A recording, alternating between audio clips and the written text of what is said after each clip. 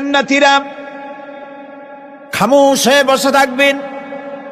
বিশ্বনবী মুহাম্মদ রাসূলুল্লাহ সাল্লাল্লাহু আলাইহি ওয়াসাল্লাম তখন বলবেন, হায় আল্লাহ রাব্বুল আলামিন, জান্নাতীরা আমার উম্মতেরা তারা বুঝতেই পারে নাই, তোমার কাছে যা বেশি আছে সেটা তারা বুঝতে পারে নাই।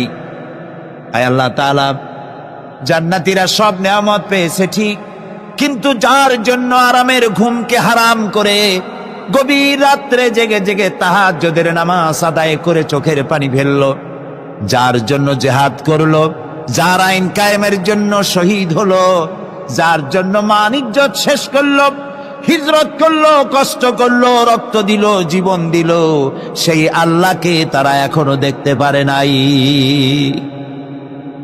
ওয়ালাদাইনা মাজিদ এর তাফসীরে বলা হয়েছে, আল্লাহর কাছে যেটা আসে তিনি দর্শন দিবেন। নবী করিম সাল্লাল্লাহু আলাইহি ওয়াসাল্লাম এই কথা যখন বলবেন যে আল্লাহকে আমাদের এই আমার জান্নাতীদের আল্লাহকে এখনো দেখা হয় নাই, যে আল্লাহর জন্য সব করলো তারে এখনো দেখা হলো না, আল্লাহ তাআলা তখন আপন কুদরতে তার সামনের সব পর্দাকে সরিয়ে দিবেন। সুবহানাল্লাহ। হাসরবাসীরা তখন আল্লাহ তাআলা কোরআনে কারিমে বলছেন, রব তাকিয়ে থাকবেন বান্দাদের দিকে আর বান্দারা তাকিয়ে থাকবে রবের দিকে। সুবহানাল্লাহ।